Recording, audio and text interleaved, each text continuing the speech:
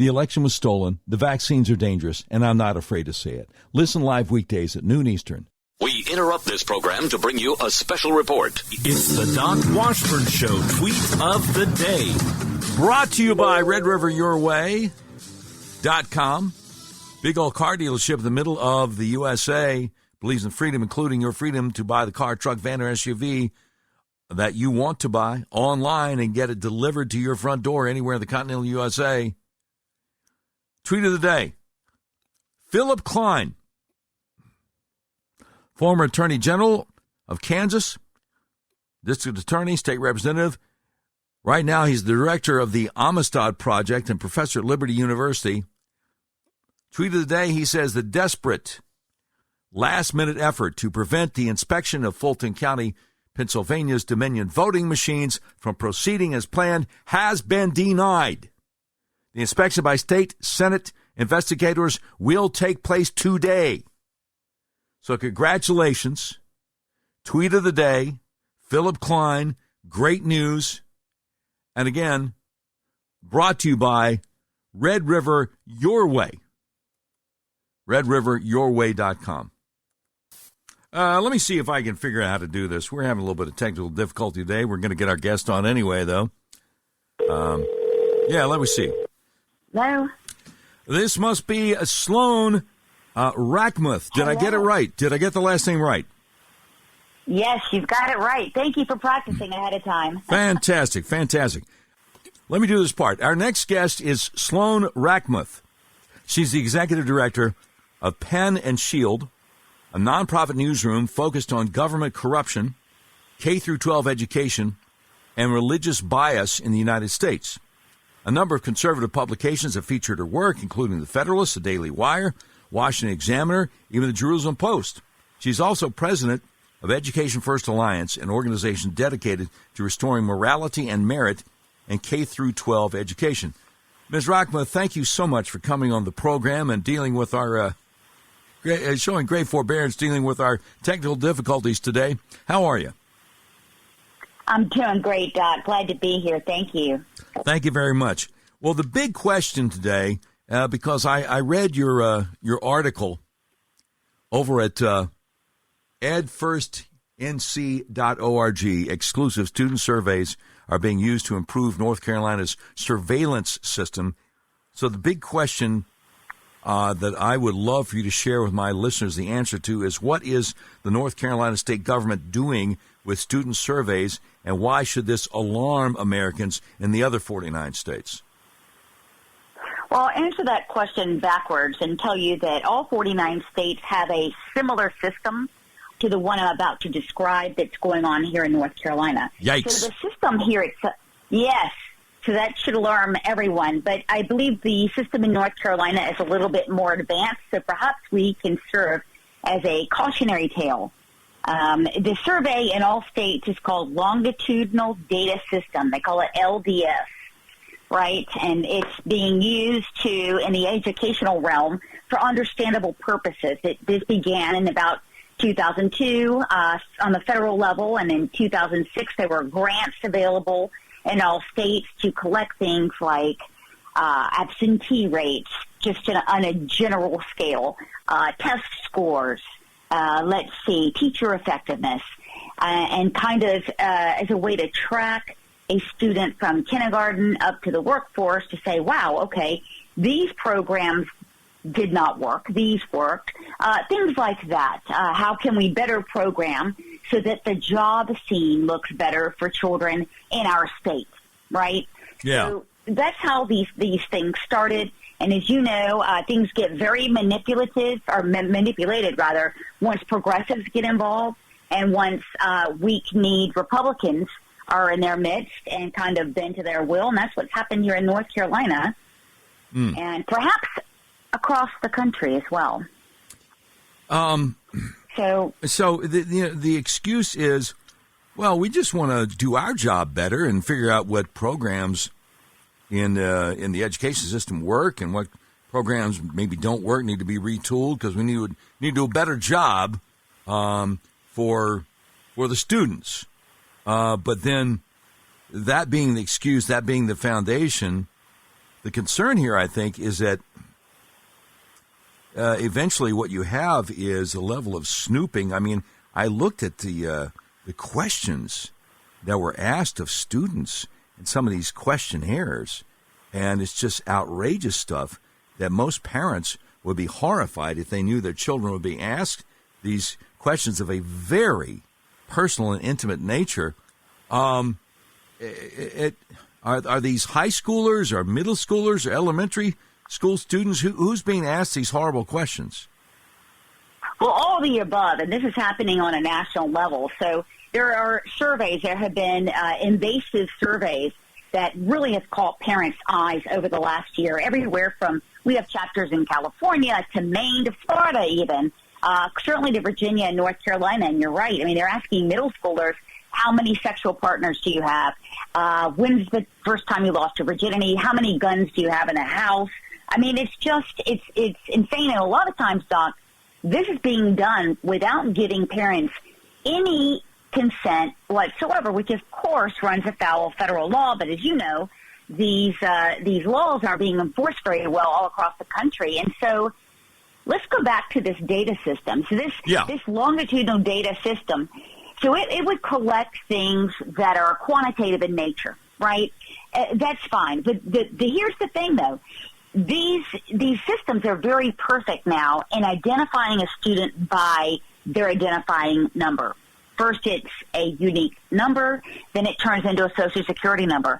So what's happening now in North Carolina is these questions, these rude questions that I just shot out at you, that kind of data is also being collected in order to start something called knowledge visualization, which means getting all of this data onto a platform and figuring out algorithms, right, that would potentially grade somebody according to a morality scale, just like the Chinese do, in a system that's for surveillance. So these questions aren't done just for the heck of it. This is raw data that will be feed into an algorithm, and then the government will know. Let's say a kid starting kindergarten now, by the time they graduate, the government will know not only everything about them, but their parents, their friends' parents, etc. So it is an absolutely advanced surveillance system. And how do I know this? Right? I'm just a person, right? I know it because it's actually in the plans that North Carolina has outlined in their longitudinal roadmap to improvements. It sounds Chinese just in its name, does it not? Yeah, I mean, so it definitely sounds like Communist Chinese government, the regime. So what do you think they want to do with this information that they start in kindergarten and continue surveilling these kids after they get out of public school? What do you think could be done with this? Well, the stated goal is scary enough. Yeah. The stated goal is to, use this information to kind of guide, kind of prevent citizens from getting into trouble. It's like an outsized nanny state on steroids, right? They want to make sure that all departments, like Education Department, HHS, can calibrate its operations to prevent pain from happening to citizens and to make their lives better. That's the stated goal. Wow. Yeah.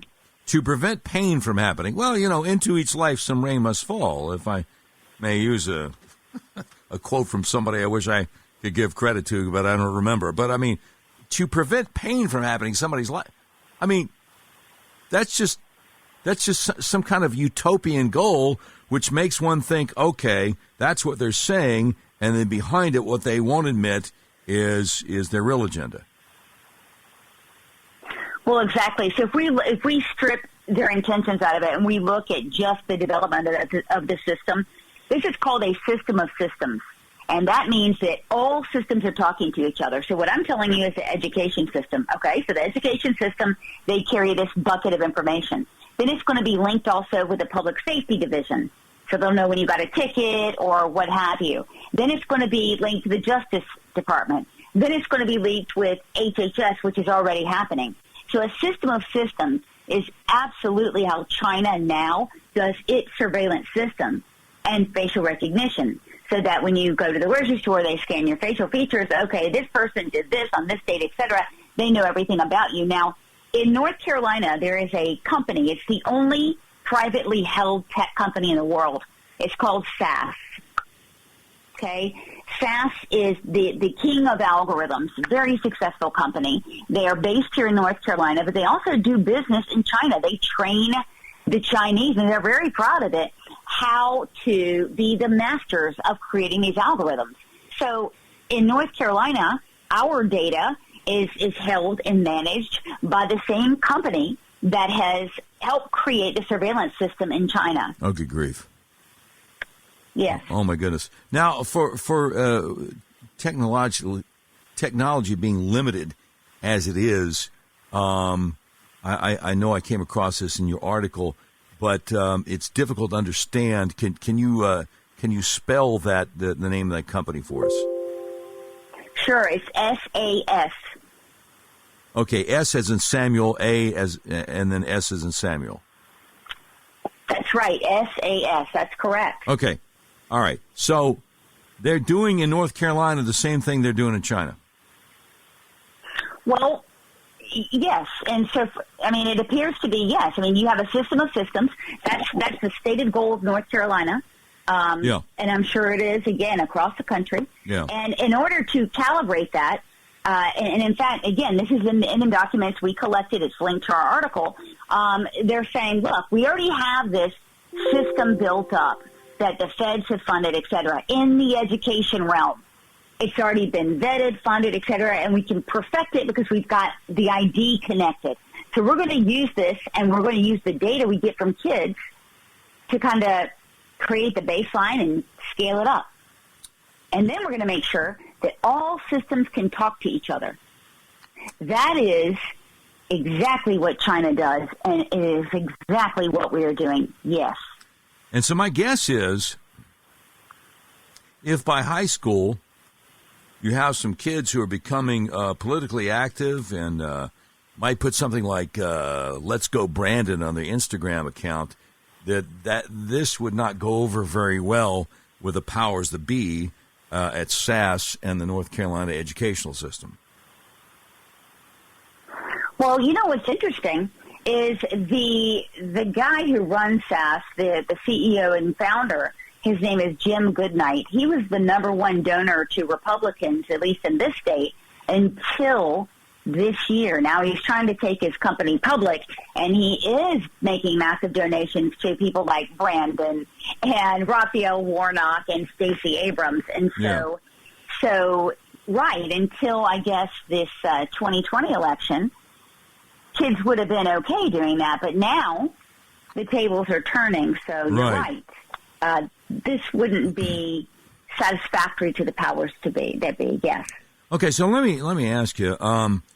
Again, we're speaking with Sloan Rackmuth, and she is the executive director of Pen and Shield, a nonprofit newsroom focused on government corruption, K through 12 education, even religious bias in the U.S. But also, she's president of Education First Alliance, an organization dedicated to restoring morality and merit in K through 12 education. So obviously, if you have researched this to the extent that you have, and you got this big article about it, and you can certainly speak eloquently and lucidly about it, the next question is, when you attempt to address members of the North Carolina State Legislature about this concern, what happens? Well, it's difficult. Like I said, when you've got a guy who is the number one, the biggest earner and the biggest millionaire here, and he's politically active, as you can imagine, it's tough. And so we go about it, obviously, getting people in North Carolina in the habit and the love for self-governing is our goal, and we make them more confident to do that and give them the knowledge. So it wouldn't be Sloan Rackmuth going in. We've written a number of exposés on how this guy Jim Goodnight of SAS. He owns the education department here in North Carolina, and states copy our model. And so that's why it's great to kind of learn about this from here. But how do we go about addressing them? I mean, we inform them first, but it's the best teacher, for these legislators is their constituents. Right. And the best time to educate is right now, right before the midterms. That's when we teach them. Yeah, I see that on your website, Education First Alliance website, you got an article here, Stop Spying on Children. Sign our petition to stop North Carolina's Panorama Survey and SEL program. You also have another article, Understanding Critical Race Theory, because as much as this has been in the news, you still have so many parents who haven't even heard of it, wouldn't know what you're talking about. So I applaud you in trying to get the word out. So people listening in other states, because we have listeners in all 50 states, what would your recommendation be to parents who are concerned that the same thing is happening in their state of Arkansas or Vermont or Wyoming or whatever? What do they need to do? First, go to your website and get a lot of information and suggestions there? Absolutely. And we've got live broadcasts 3 times a week with experts, and we really do deep dives on this issue. But I would have your listeners, all of you guys, if you're getting surveys already, and you'll know there are panorama surveys, there are social emotional learning surveys, there are surveys that generally parents are not informed about, and that are asking things that are so deeply personal and have absolutely nothing to do with the education of your child, then you have a pretty good idea that your state is doing the same thing. Now, the second thing you want to do is look at your state level for something called a longitudinal data system, or something called, ready for this? Yeah. K through 20 system. That means they're going to be monitoring kindergarten through 20 and beyond. So kindergarten through 20-year-old. Correct. Wow.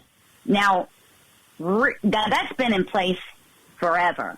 This is going to be from the time a child is born till the adult dies. It's cradle-to-grave surveillance, and you know as well as I do, you do not collect individual-level data unless you're going to act on it. Yeah. That's what's happening. Absolutely. Absolutely. So, good grief. This is very concerning. And I think that the big hump that we have to try to get over is educating parents that this is going on. And so this brings me back to what you said about if your child is getting a panorama survey, then that is a big warning bell right there. But what I'm wondering about is, what if the child gets the survey at school, doesn't take it home, and doesn't tell the parent? How are you going to know? Well, you remember back in the day where we trained our children about stranger danger. Yeah. Right? Yeah. We need to add an addendum to that and teach them as early as 3rd grade about survey danger. Yeah. Or maybe to extend that stranger danger isn't someone saying, hey, little boy or girl, you want this lollipop. It also includes, hey, can you take this survey? Yeah. Because that is what's happening. So we advocate for training children beginning in 3rd grade and really scaring the heck out of them about giving away their personal data. Yeah. I mean, it's the same idea as, trying to monitor their social media activity, because kids put all kinds of stuff on social media that, would 35-year-old Fred or Sally looking back at 13-year-old Fred or Sally, oh my goodness, I can't believe I did that on social media. And the parents have to try to give them some perspective that, you're going to grow up and this is still going to be there. So you've got a pretty liberal governor there, Roy Cooper. Has he spoken at all? Is there any pushback from him about concerns that that people on our side have about what they're trying to do?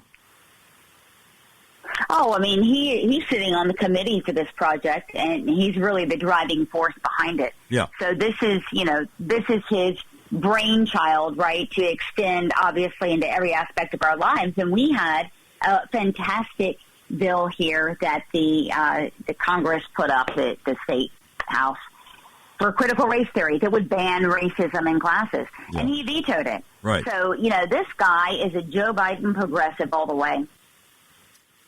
Yeah, well, see, I grew up in Charlotte, North Carolina, and I'm old enough to remember back in the day, North Carolina was a state that until the early 70s was sterilizing minority young women who they thought to be mentally defective, mentally retarded, whatever, involuntarily. That went on up until the early 70s, and that was part of the old Southern Democrat machine. And I sometimes wonder, I think that today's modern progressive Democrats haven't really strayed that far away from the old South Democrats. They just hide the racism better. And it's a serious concern. Now, you got a pretty good lieutenant governor, though, right? Oh, he's exceptional. He's really gone out on a limb, and I mean, you know exactly where he's coming from, which, of course, is a hallmark of any good leader, is that you know how they're going to come down on every issue, and that is Mark Robinson. Yeah, amen. And if I recall correctly, he got started off in Greensboro as basically just a citizen concerned. I think it was either the county commission or the city council in Greensboro was trying to crack down on the people's lawful Second Amendment rights, and he made a speech, if my memory serves me correctly, a few years ago, and all of a sudden people were like, Mr. Robinson, you're a leader. You probably ought to run for office. And then the rest was history. Do I have that about right? That's right. They were cracking down on gun shows. Yeah. Actually, if you can imagine it. And I believe it was in Burlington. You're right about that area. Oh, Burlington. Okay, yeah. And the man is just a great speaker. Of course, when you're always telling the truth, you're never going to have a hard time standing up and speaking extemporaneously on just about anything, right? And he's, a great truth teller. And, yes, actually, I'm proud to be working with the folks that identified what a great leader he would be. And I think he had to obviously be talked into it, and his wife did too, because you know what a pain it is to not only run, but put yourself out there day after day when you're not going with the grain. And thank goodness he did. And I think he beat out 8 primary challengers, which is important, you guys, because look, if you're thinking about running for office, you really want to make a change, and you're not party affiliated, if you will, or you're not going to toe the line, get out there, because, I mean, our lieutenant governor spoke the truth and did it with conviction, and beat out very well-financed field of GOP hand-picked professionals. Wow, that's strong. So if people want to find out more, it's kind of hard to remember the actual URL of your website, but if you just Google or Bing or DuckDuckGo or whatever internet search engine people use, Education First Alliance, it even comes up first on Google, Education First Alliance, and then there's a tab there that says Contact, for people who want to get in touch with your organization. The top states that download our podcast, of course, Arkansas, Texas, Colorado, California, North Carolina, New York. So I'm sure there are a lot of parents out there who are very concerned, don't know what to do about it, but they go to your website, Education First Alliance, and they can get some pretty good pointers. Absolutely, and we have chapters in a lot of the states you just mentioned as well. So wonderful. We can not only do that, but bring them to a chapter, which, look, I mean, we want the most highly trained grassroots activists on planet Earth. That is our goal. So we train our activists to do FOIA requests, investigative journalism on their own, and how do you get out there and undermine the complacency that is in the body politic out there right now, because that's something that we need to learn how to do better and do a better job of it. Amen. Now, before I let you run, I wish I can remember what state it was, a couple of months ago, a state legislator was trying to get a bill passed that would require curricula and lesson plans of public schools to be online for parents to peruse. And I believe it was the governor of the state, who was a Democrat, was like, oh, no, that's a horrible idea. Is this one of the areas where the rubber meets the road? We found out with the lockdowns and the school closures that on the one hand, a lot of teachers' unions are like, hey, this is all right. We don't mind not having to go to school every day, not going to work every day. But on the other hand, being horrified that parents might be looking over at little Johnny or little Susie's shoulder at what was going on the laptop, and they didn't want that kind of parental oversight or involvement. Yeah, isn't that amazing? I mean, we had it as a part of this bill, a Senate bill for us, 324, on critical race theory. We have a representative by the name of John Torbett, who is the chief education guy here in North Carolina, who wrote a masterful bill about transparency. Yeah. About, look, you're going to post up the what you've been teaching, and you're going to allow the parents to see it. And look, that follows our adage. Our motto here at Education First is that transparency is for government and privacy is for the citizen. Yeah. And that's how we operate, and that's what we want to enforce. But anyway, wouldn't you know that the union teachers down here are all up in arms? Well, that's extra work. Well, that's a violation of academic freedom, and that's what they don't understand. This is the government, because if the government can do something for you, it can do something to you. And we want to know what the government is doing to our children. Exactly. No, that's fantastic. And, you know, not to mention the school choice movement, I think is growing and growing. Not to mention that during the time of dealing with COVID-19, more and more parents, different parts of the country, have decided to opt out of the government school system and see what they could do to try to homeschool their children or at least put them in a private school. And, of course, it drives the so-called progressives crazy because they want to control us. And this, you know, what we're talking about right now is just another example. You know, this cradle to grave being all up in your business. You know, it's outrageous, and we got to push back, and it's got to stop.